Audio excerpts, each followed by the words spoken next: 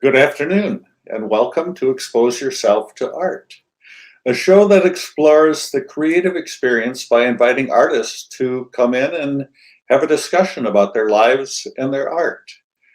Before we start, I want to tell you that this is a special broadcast and apologize to those of you who might have tuned in last Sunday when we had to abort the program because of technical difficulties. So, we're going to carry on and make this a very special program. So my name is David Schrader, and with me, as always, is my co-host, Linda Scheller. Come on in, Linda. Hi, welcome back, and here we are again. So you're in, yeah. So your background's a little different today. You're in a different studio today.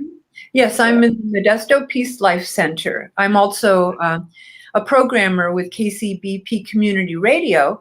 So I was just recording an interview for one of the two programs that I host. And so, yeah. We learn more about you every week. That's great.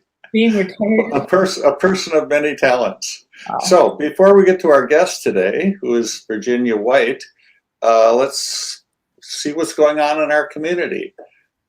Things are opening up again. Okay, so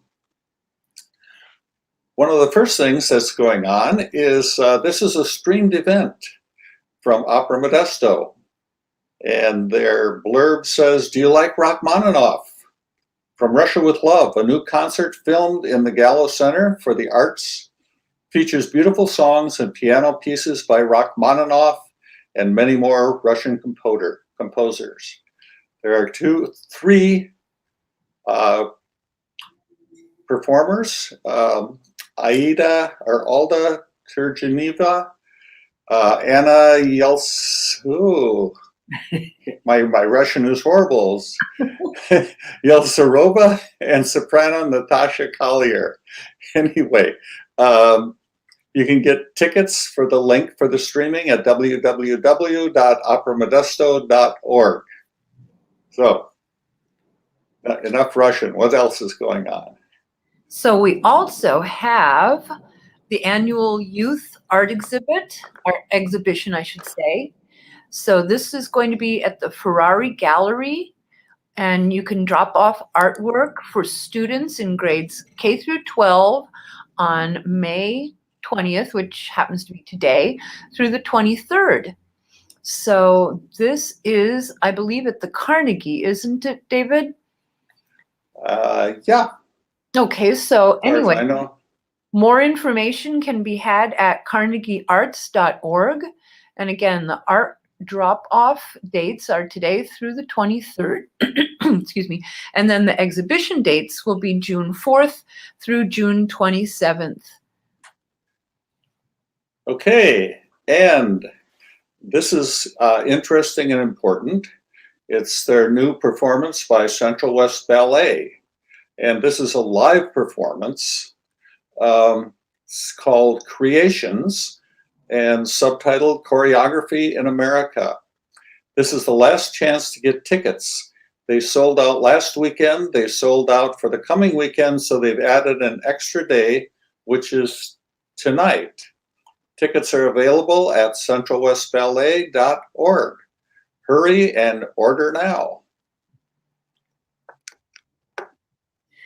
And at the Mislin Gallery, there will be summer art camps and classes in June and July. And these are for all ages. If you'd like more information, please go to ccaagallery.org. Okay, it's time to bring on our special guest, who I have referred to as a pillar of the artistic community in our town. Okay, her name is Virginia White. She's a painter. She graduated from Cal State University in Hayward with a degree in fine arts, and she began teaching in Oakdale in the 1970s. So back then, she also became a participating member of Central California Art Association. So she has been painting and, as I say, a pillar of the artistic community for many years. As a painter, she prefers transparent watercolor, and she likes to paint architectural subjects such as landmarks, historical buildings, and landscapes in the Central Valley in Northern California. She adds that as Modesto grew and changed, many of these buildings no longer exist, so that her paintings have become a historical record of our community. So without further ado, let's bring Virginia on and find out more about her. So, hi, welcome, Virginia. Hi, David. Yeah. Good to have you here. Thank you for having me on the program so that I can share my art with you that I've been doing for many years. Yeah, wonderful, wonderful. So, one of the first questions I have, with a career that spans, what, half a century? Oh my gosh, 50 years. Years, it's hard to believe it's been going on that long. Yeah. So where did it start? Where did art, how did art enter your life? Well, I just kind of knew it when I was in grammar school in the first grade, and we were making Valentines, and mine were better than other people. And that's the first I realized that I had some talent or something. Yeah. So, you know, it's just been on since then. And I just been an artist my whole life. Learned from my aunts and my grandmother and different other people that were in my life as a child. And then later on, I was, when I was going to college, I had some very good art professors. Mel Remus, who was a pop artist in Oakland, very well known. And then later I had Robert Wood, and George Post was a very famous California watercolor painter. So I had props from him. And then, of course, locally, I've taken art lessons and classes from Dan Peterson, who a lot of you know, and Dale Leighton, who has gone on to a very wonderful career as a watercolorist and been very successful. So I've had a lot of different instructors, but I pretty much developed a style of my own. I never copied anybody. I just wanted to do what I wanted to do. So I ended up liking architecture and painting buildings and historical landmarks. Just to go back just a little bit, you mentioned you had help from your mother and your aunt or something. Were they artists, or was there art in your family? My aunt was an artist, and she taught me perspective when I was about 11 years old. Okay. And I was on a vacation in Albuquerque, where I was born. And then later, my grandmother and grandfather both became artists after they retired, and they painted. So I always kind of grew up with people doing artwork and just thought, well, that's what I should be doing. Yeah, yeah. And then when you graduated, you, I see from your bio that you were a teacher. You taught art and art history or something? Yes, I came to Oakdale because in the Bay Area in those days, there weren't teacher jobs. It was very difficult to get a job in those days. So I was interviewed in Oakdale, and I stayed there all my career for over 30 years. And part of the state framework for teaching art is to teach history of art. And so along with the art, art project classes, drawing, ceramics, then you bring in the art history and show famous artists that have also done that type of work. Sure. Yeah, right. And then later I taught just plain art history to 8th graders. Okay. But I also noticed reading your bio that it was about the same time you started teaching. A few years later, you joined Central California Art Association. So you've been, what is this, one of the first members? Well, I wasn't the first. There was a lot of artists that were there when I joined, and they had a very good organization in what is now the Mchenry Museum, but it was a downstairs gallery then, and they had a very successful sales and rental gallery at the time, and a lot of my paintings got rented out month by month. It was a very good system. And then eventually the people that were renting them usually bought them. And so a lot of my paintings sold, and so did the other artists too. But as time goes on, many of the very good artists have passed away, but I learned from them too. There was some very Excuse me.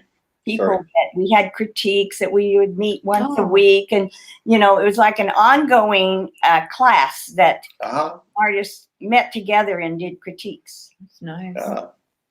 So that was a precursor to Mifflin Gallery, where we all are now, right? The location, it's the same organization. Okay. Yeah, but it was in a different location. Now it's downtown on 1015 J Street, and it has a show right now with some of my later works in it.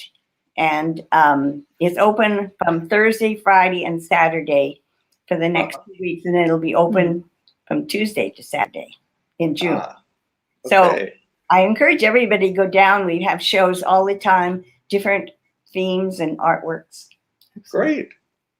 So you mentioned your some of your latest work, but why don't we go back and start with some of your beginning work? Let's see what you've done. Oh, I want to just say one thing, if that's okay. Last week I had anything I wanted to say the other day, and I just want to show you my brushes.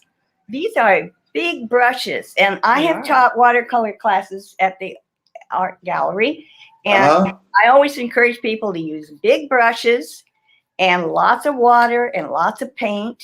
And then another thing I want to show you is the paper. This paper is it's almost like cardboard. It's Arches paper, and you get a good watercolor if you use this really good, expensive Arches paper from France.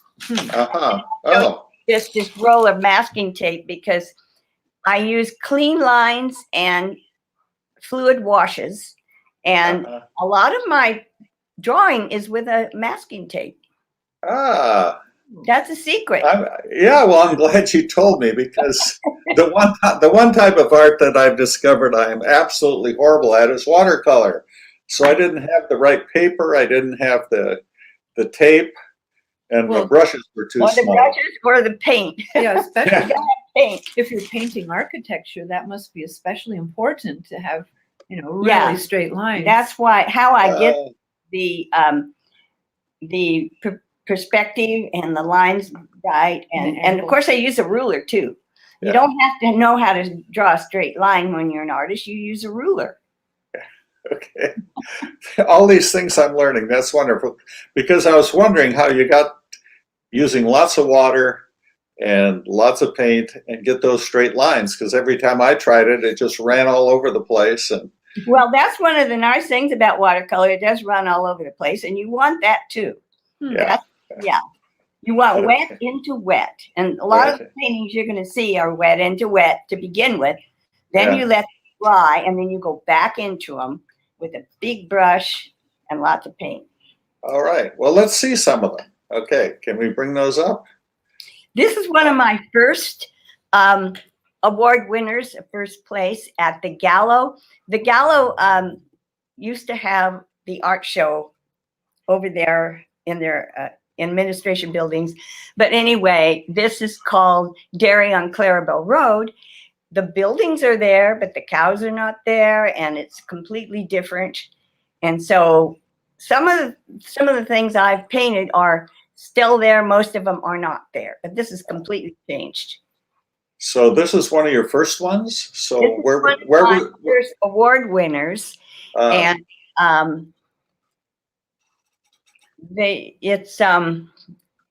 let's see, what shall I say? I've done a lot of barns and country scenes at first when I was first came to the valley, because I was from the city, which was San Leandro, Oakland, and Hayward. And so when I got to Oakdale, I woke up to cows mooing and roosters crowing, and I thought, wow, I'm in the country. So I opened my eyes and I could see these wonderful country scenes. So my first watercolors were of Mm. country scenes. Well, that's nice that you had the quote outsider's perspective.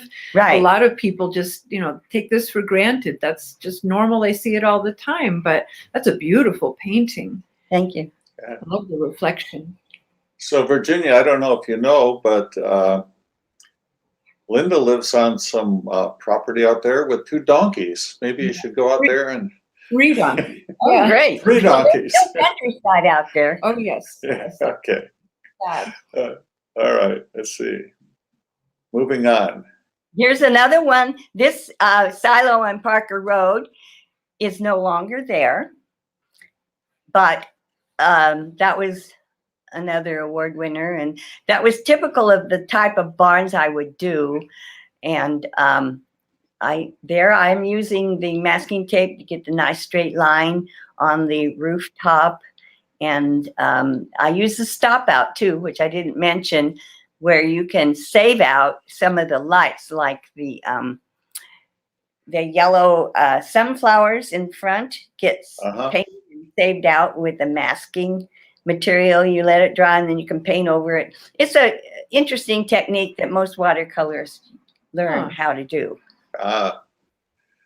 So if I want to do it, I know who to come to now. Yeah. Find out how to do it. Okay. So I like the old tractors. In fact, I just got through painting another old tractor because I found one out in the country a few years ago, took a picture. So it's a studio painting though. Okay. Blue. Was the tractor actually blue? No, I just used to use blue a lot. I've been accused of that. And so I kind of changed it now down to a more of a violet shadow. No, that's okay. I was just. I used to use I was. shadows. I see. Now I'm using more violets and indigo as shadows. Okay. I spent a lot of time on the farm when I was young, and I was thinking, I've never seen a blue tractor. No, They're green or they're red. my new tractor, which I don't have in this grouping, is not blue. It's got violet shadows. Oh boy. Okay. Well, can't wait to see that one. This is the Downy Barn that was on by Downy High School and it's no longer there. So it's been preserved in paint, but it doesn't look like it's very well preserved right there either. No.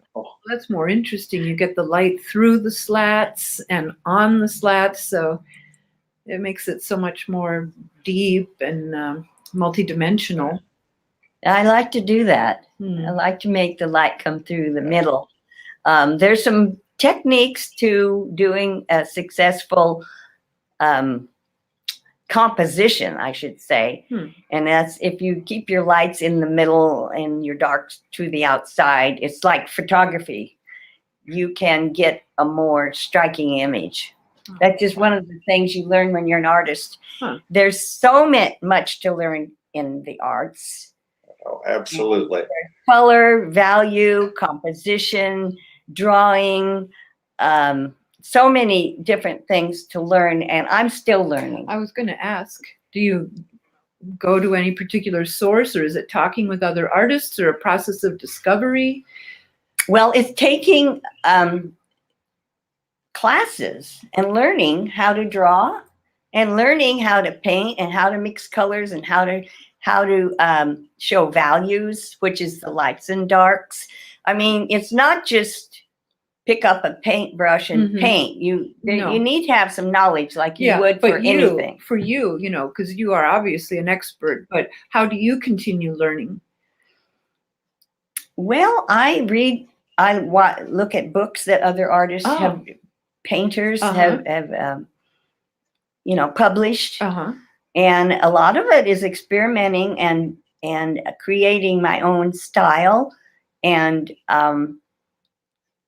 I'm inventing too. I see. At this point, I've invented some new techniques, but they're my the last two that you're going to see today. If we get to that, they're woven watercolors, and it's a technique I'm just developing now. And that's what artists do.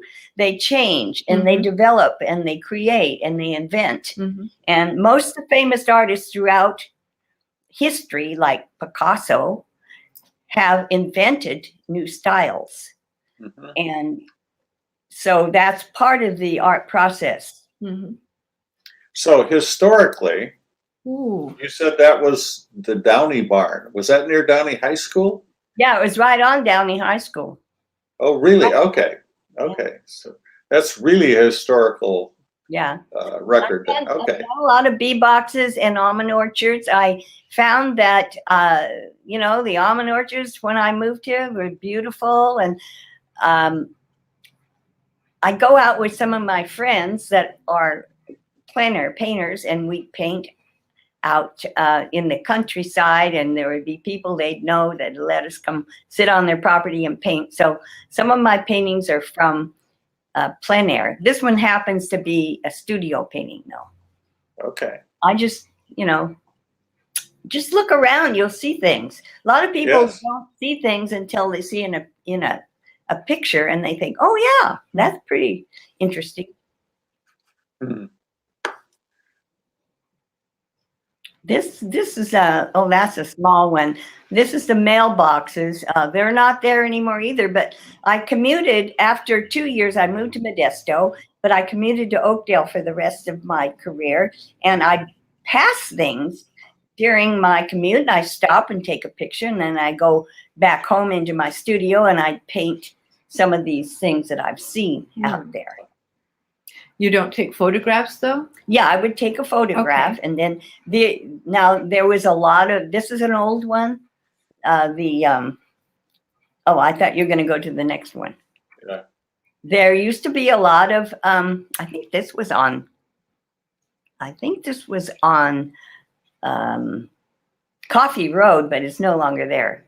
But they used to have a lot of fruit stands and things around years ago. Yeah. I can see why people would want to purchase your paintings. I mean, these are historical memories of our town and our area. So what's next? Yeah. Yeah, that's another country one. That was in Livermore. Now, look at this one now that's with the yellow trees, the Modesto ash trees there. Now, that's one of my first places at the Gallow Administration Building when they had those Gallow shows. That's what we used to call them.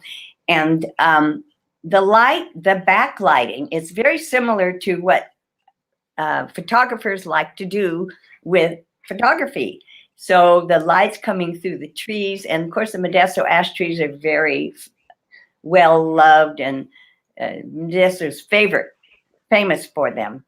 So that was one of them years ago. Beautiful. I like to put something like a sign in there, 25 miles an hour. Make it look like a city scene. You said this was at the Gallow.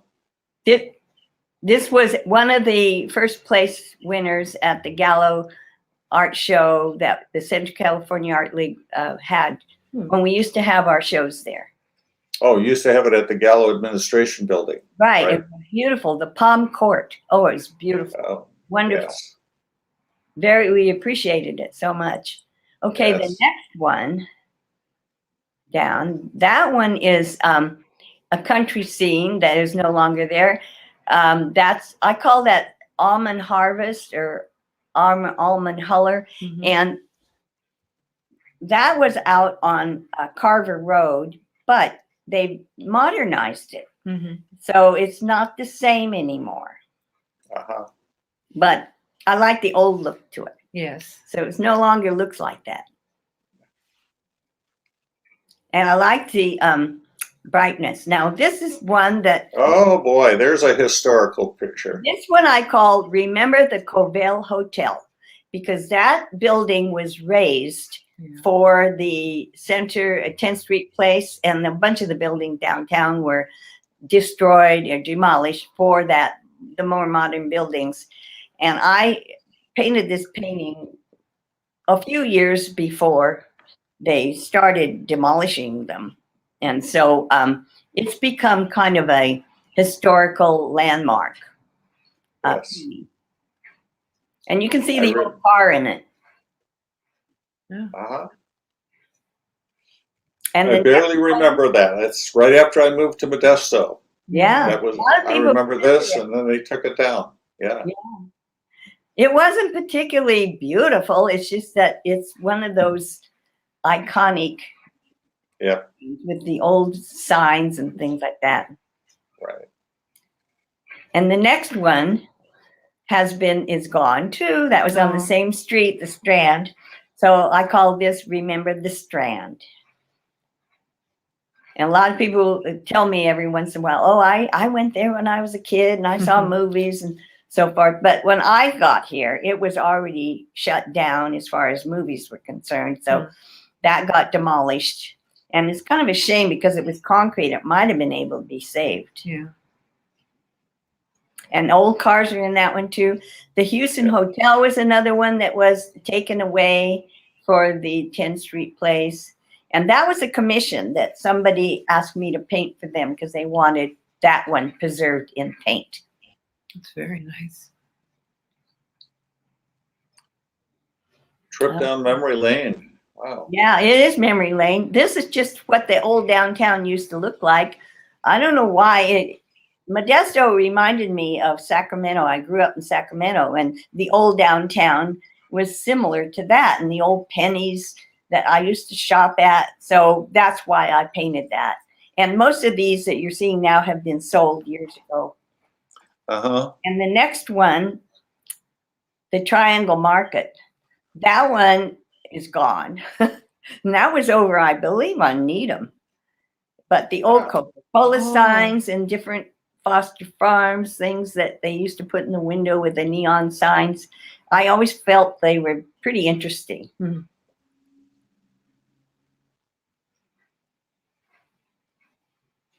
And this one is the cannery that was down on 9th Street. I'm not sure if it's still there or not. But the painting never did sell for a very long time. And then I had an open studio one time, and a gentleman came in and with his wife that I've known for years, and he says, "Do you still have that painting? That was where the railroad cars." And so they bought it from me about 20 years later. Yeah, I think that's passed. I haven't seen Now that. this one is my best of show at the Gallow Art Show. And that was FMC plant, FMC at night. And it won best of show that year. And it sold to FMC. And that I was a little younger then. You were? Yeah. I don't recognize myself. Oh, yes. We all were. Yeah, we all were. I can Now, relate. this was at 14th Street. There was an old car lot. And I don't know why. I just thought they were so interesting with all the signs and the old cars. Yeah. And that's no longer there. No longer there. Watercolor. Yeah. I like, Wonderful. and that's called Dependable Cards. Yes. It seems to me unusual that you use watercolor to paint cars and buildings. I mean, don't most people do acrylic or oil to approach such subject matter? To me, watercolor is easy. Oh, well, It's not. it's not to me. Or to me. Yeah. I'm just in awe of just the control. Now, this and the- particular one, I'm using some smaller brushes on the signs and things like that. You got to use a smaller brush for that. But then the front part, you can see it's very washed. It's a lot of washing. So with that big brush I showed you, that's a big wash with wet into wet. So that's one of the main things you do with watercolor is wet into wet. Okay. And then you paint on top of that. Well, you let it dry. You can paint on top or just leave it to be a flowing. You know, you want to show that it's watercolor. You want to show the medium being a free medium. But I mean the cars and all the detail work. That's after the wet on wet is dried. Yes. Yeah. That's marvelous. Okay. Another one that is no longer here. Beacon. Oh, yeah. Self-service, that's called. That one's sold. Most of these are gone. I can see why. Mm-hmm. Two. And the Mchenry Museum, Ah. I've painted several times. I just included this one because it's one of my first ones, but I did it again with the, I like to paint a subject more than once in a different way, Mm-hmm. because it's kind of nice to have a different perspective. That Uh-huh. blue is so gorgeous. Maxfield Parish blue. Yeah, it is a blue. Nice. So, Now the green. yeah, the Grange Company. Yeah. Yeah, this one happens to be a pastel. I do work in pastel sometimes, and sometimes oil and acrylics. I actually started out as an oil painter, but then I changed to watercolor. And I told Dan Peterson one time I was going to go back to oils. He says, "Oh no, you're not. You can't do that." Okay, let's see. Oh, here's the very famous Mchenry Mansion. And I painted that, I don't know, maybe 10 times. I'm not sure how many times. And that's just one of them. And I've done, that's a fall one. And I've done one that's a spring one with the spring colors and vertical and different other angles. So it's a very favorite subject. Mm-hmm. But difficult. And you can see in that where the pillars have been blocked out with masking tape. Oh, See, I do use the masking tape. You can see the straight lines. Yeah. And, oh. Now, this historic building, I painted this quite a long time ago. It's sold to the mayor, who is no longer with us, Mayor Lang, for his office, and it was in the paper with him standing in front of it. But it is now going to become very well known again, because it's going to be, that building is going to be our new train station for the ACE train, I believe. So we'll see what they do to it. There's been some controversy about them not wanting it to be changed too much, and they wanted to block in those arches. So we'll see if they do that or not. Beautiful. Do you have any idea when they're going to bring the train in? It's going to be a couple of years, but they're working on it. I hope they. Yeah, it'll be nice. Good for Modesto. Mm-hmm. It's a beautiful building, but this is from the train side. The other side's not as interesting. This one, you're standing near to the railroad tracks, and as people come in on the train, they see this view. Mm-hmm. The other side isn't that good. Next. Oh my goodness, there it is. Also a pastel. And is somebody there? Well, you just go. Okay. This one's a pastel. The State Theater is very well liked by our community. There's concerts there, there's lectures there, there's movies there, and American Graffiti movie is played there very often. You know, in June, when they have the graffiti parades and things like that. Cool. Now, the Tilly Lewis Foods Tower has been changed. It's still standing, but it's been changed. And so I liked it the way it was. And this is the way it did look. And I like the old rustiness of it. And a lot of my paintings will have rust in them. Uh-huh. Yeah, it makes Very it nice. contrast with the sky. Yeah. So that one's been, all right, here's another one, the Modesto Arch. I've painted the Modesto Arch maybe 10 times or more. I like this side view, but I painted it from the front view. I painted just the pillar. I painted that angle different ways. And at the time I did this one, it was red. Now it's back to the original, which is green. Oh. So I have painted it again with it being green. I'm talking about the letters and all that. And they refurbished it. Oh, and they had a celebration for its 100th anniversary a few years ago. Oh, So I donated a print of that, and it was put into a sealed container that is going to be opened up again, and it was buried right next to it. So it's going to be opened up in 50 years from then. oh my. So that will be seen again by whoever is still alive in 50 years. My painting will be. Nice. Now this Dana Hall is still there. And if you drive down on the other side of the freeway, maybe it's 6th Street, I'm not quite sure, but it still is there. But I think they've taken away the 7-Up sign and the Dana Hall sign and the cocktail sign. I'm not sure what it looks like now, but it's probably not nearly as interesting as this with the neon signs in the windows and things like that.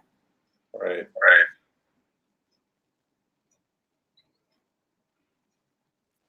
And since I taught in Oakdale, I had to do the Oakdale Bank building.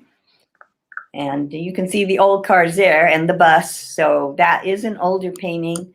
And I sold that painting twice, which is kind of interesting. One of my clients that bought a lot of my paintings to put into his office. He had a whole office full of my paintings. Well, eventually when he retired, he had to shut his office down. So he wanted to know what I was going to do about the painting. So I put him in some of the lawyer's office for a while. And then the lawyer bought the painting. So I had to put his name on a window, and I sold it to him again. But then the original owner got part of the money. I see. So I never sold the same one twice before. Now this next one is my best to show in Sonora.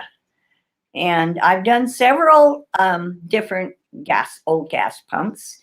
And as you can see the rustiness in the front. And that gas pump actually is in Escalon. And it's kind of in a backward place. It's kind of really closer to Riverbank than Escalon. And it still supposedly is being used to pump gas into into tractors and farm equipment. Wow. So I think it's still working. Now the Gallow Building, here's some of it. Now I started painting some more modern buildings, and the Gallow Building is one of those beautiful landmarks in Modesto. And I wanted to do a night scene. I love doing night scenes. And so that's what this one is. And then Lynn Dickerson, who runs the Gallow Center for the Arts, put this on her brochure or on the program. I remember seeing it, yes. Now this next one still exists. That's the J.S. West Company on 9th Street. It still looks pretty much just like that. Yeah. I took out a telephone pole that was in the front because that's my artist's license. Okay. If you want to change things and make it look better, like if there's trash or something in the picture, you don't put the trash in the picture. I like it to look clean. So I'm not saying that had trash in it, but I took the telephone pole out of the front. Right. Now this is the concert in the park. This was a commission, somebody wanted the painting.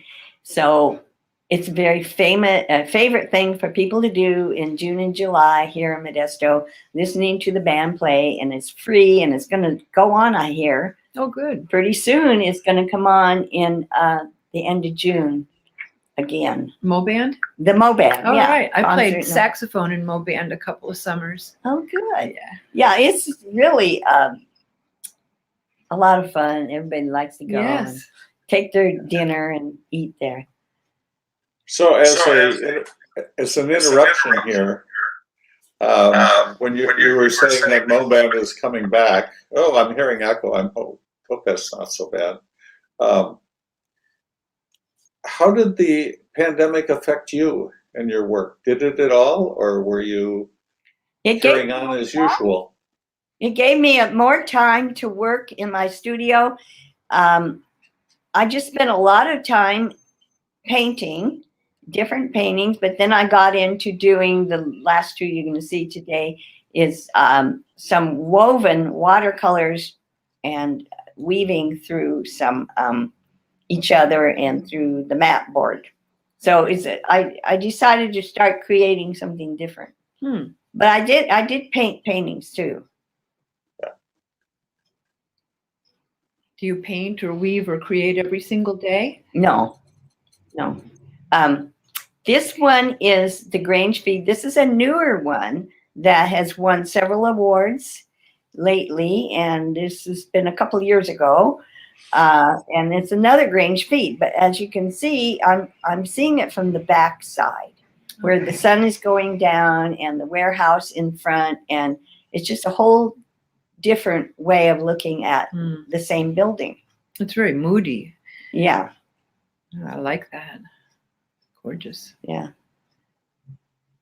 Now this is a sort of an American graffiti looking painting, A&W root beer. So I just see things around town and I think, well, that's pretty interesting. And so I'll take a picture and I'll paint it.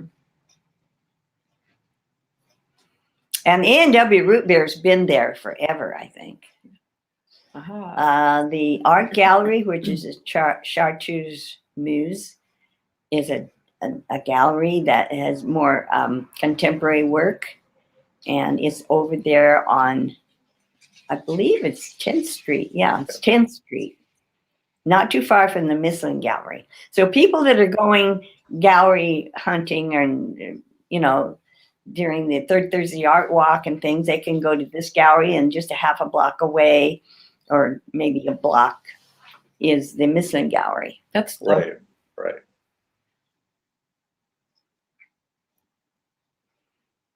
Now here's another view of the State Theater. Well, they decided a couple of years ago to put this, I call it a marquee, but it isn't a marquee. The one that's up there on top, it's called something else, and I can't remember what somebody said it was called. So anyway, they added to the State Theater, and at the time, and other people have told me, they didn't like the idea of adding that on because it wasn't original.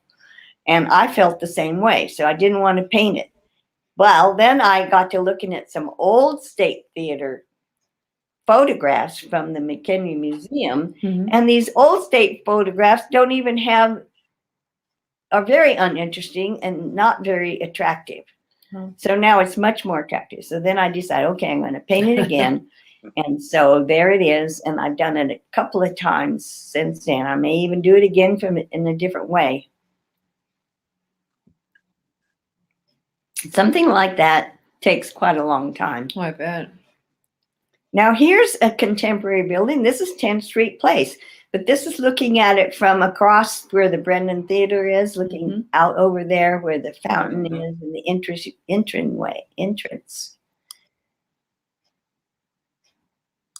So that's a fairly recent one. Now here we have Yosemite, and I'm not showing you very many Yosemites, but I've been to Yosemite many, many times and taken photographs and come home and paint them. That's gorgeous. So this just happens to be one that in Yosemite Falls. It looks cathedral-like to me. It just has this awe-inspiring beauty to it. It is. It's just one of the wonders of the world almost, or wonders of the United States. And you can actually see that view when you're walking down the pathway, and the big redwoods or pines, maybe those are pines, not sure. The ponderosa pines are redwoods, but they're majestic too. I was going to say, this is so majestic. You just perfectly captured the majesty of this view. Really nice. Yeah, I like to do landscapes too. So I only put a few in. Then I decided, okay, got to do Gallery Center for the Arts again in the afternoon. So that's what it looks like from a different angle. Mhm. And the trees have been overgrown now. I kind of cover them up. Yeah. Okay, here we have the irrigation canal. Okay, irrigation canal, and I believe this is out on Kernan. And I see it, it's flowing. I stop, I take a picture, I go home, I take a, paint a painting, but there's masking tape all throughout this, if you can imagine how I did it to get those straight lines in the bridge and so on and so forth. And then, of course, I like to put in the old rusty things and the reflections. Uh-huh. That must be very painstaking with the masking tape. Actually, it's a lot. It takes a long time to put the masking tape down first, because you can't let the watercolor bleed under it. So it has to be on the fresh paper. And it's not as easy to do as you think, because you got to plan ahead. So I'm actually drawing with tape. Oh. I didn't think it was easy. Well, it takes a long time to bet. figure it out, and you have to know ahead of time what you want to do in order to get it right. Well, it's a good example too of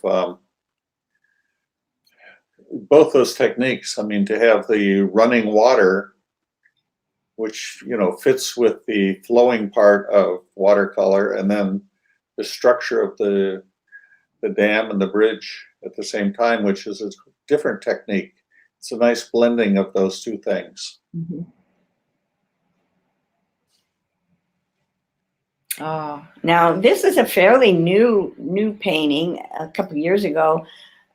This is out on Bangs, and it's an old farmhouse, and the almonds were blooming, and I'm taking photographs. I'm a photographer as well, so I'm across the street from this taking photographs of almond blossoms and the orchards, and all of a sudden I turn around and I see across the street, here's this farmhouse with the almond blossoms in bloom.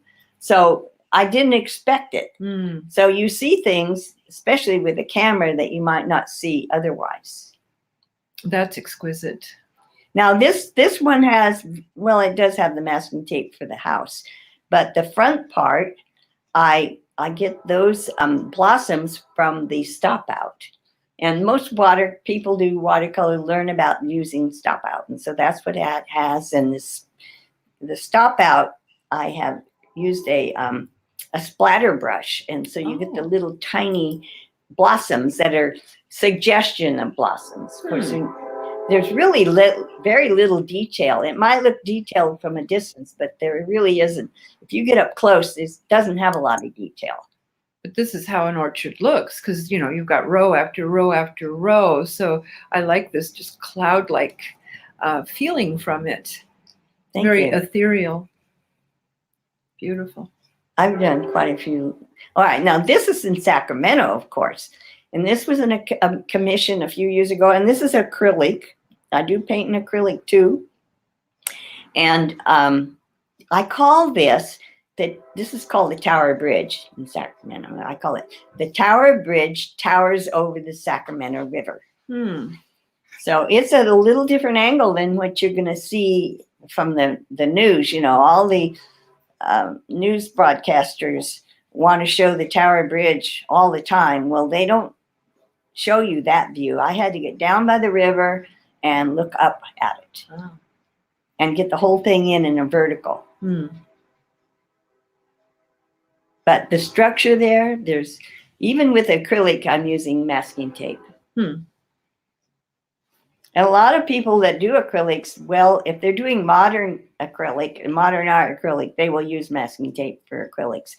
Just like a painter that's painting a wall that might want to do a wainscoting, they will use the tape. It's the same idea. This one is in Japan, and this was a best of show in Tracy, and it's called Japanese Rice Fields in Shakaharo. And I have done some from my travels. I've traveled a lot around the world. So I'm a teacher. Teachers do that a lot. I know, you're right. And so one of the things that there's been artists in California, especially, they have done aerial This views. reminds me of Wayne Thiebaud. Yes, it's very similar to what Wayne Thiebaud has done with an aerial view, and some of the other artists have done it too. Mm-hmm. And so when I was there, I was on a tour and they took us to an overlook, and I took pictures of that. And so that's how I got the aerial view. I wasn't in an airplane. It was like a little hill they took us up to. But in Japan, I was surprised. There's a lot of rice fields everywhere. How is our time? Okay. Well, here's another view of the Modesto Arch. I call this Modesto Arch at sunset. It's looking from the I Street over to, there's a church over there. Oh, yes. That I put in there. And so now, see, that's green because they changed it. Here's one called Stop in Modesto.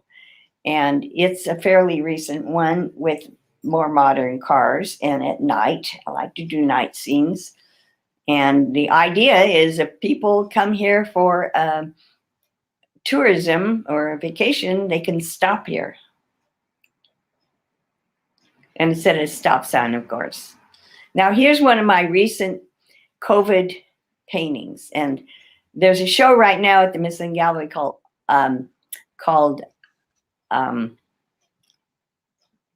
what is it called? Art in the Time of COVID? What's it called? Art of COVID?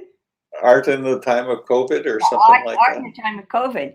So I decided I want to do something different. I had lots of time.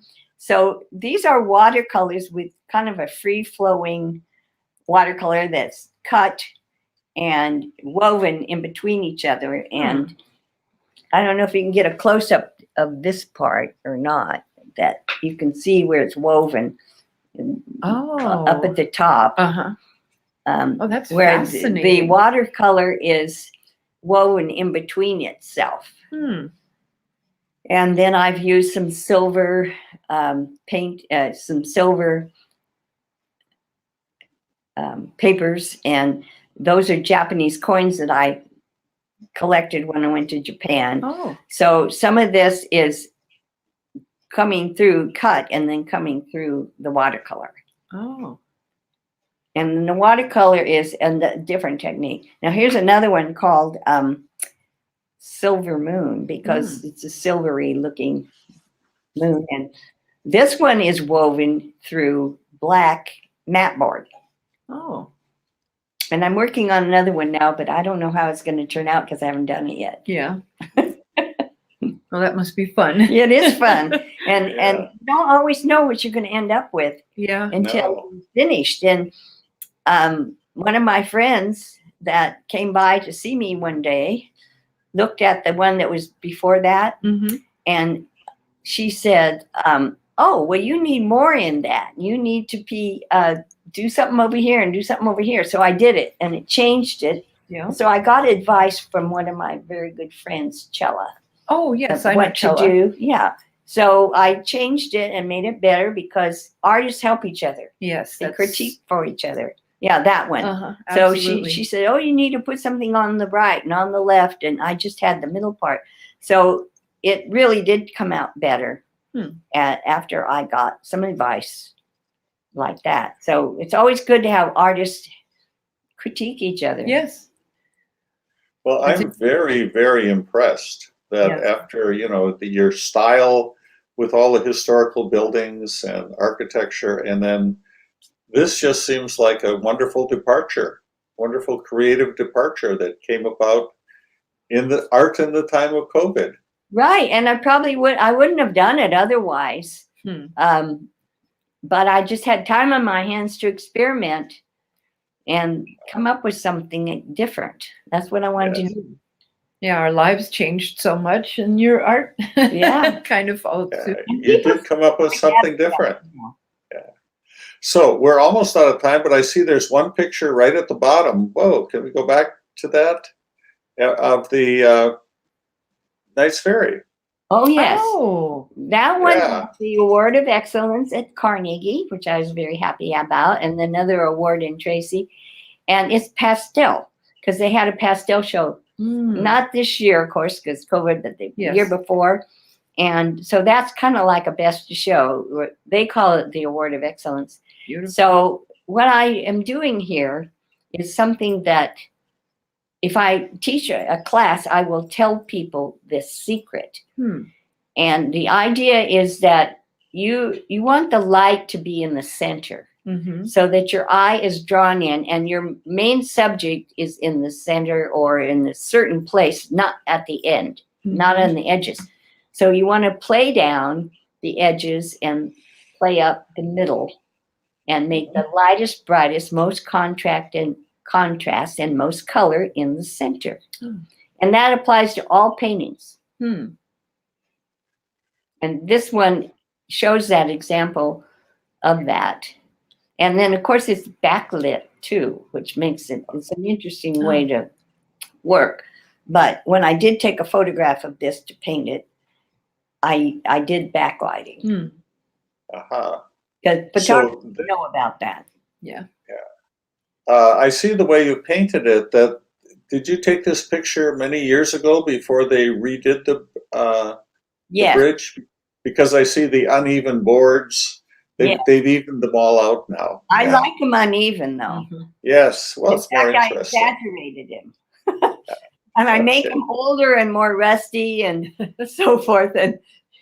And the roof, I make it more rusty. And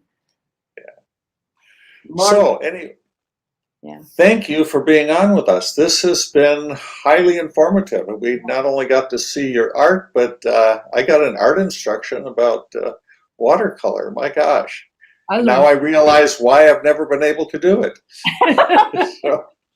So I thank you for that. Well, I spent 50 years or more doing that. So yeah, well, I don't have 50 years left to do it.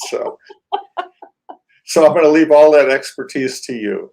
So thank you for being on with us. Well, I really enjoyed this tour. The tour of it was fast. Tour of your art, a tour of the history of Modesto, and instruction in watercolor. So I'm really appreciative that you were able to spend the time with us today.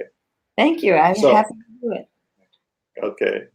So, and just to tell people, next, I was going to say next week, but it's not next week. In a few days on Sunday, we will return to our regular hour, and we will have Eric Schaefer and his Synergy group, which is a chamber music string group. They'll be on talking about the importance of chamber music and in changing the world. I mean, these are very philosophical people. They have a lot to say. So tune in Sunday. And so for now, good afternoon. Thanks for being here. So over and out.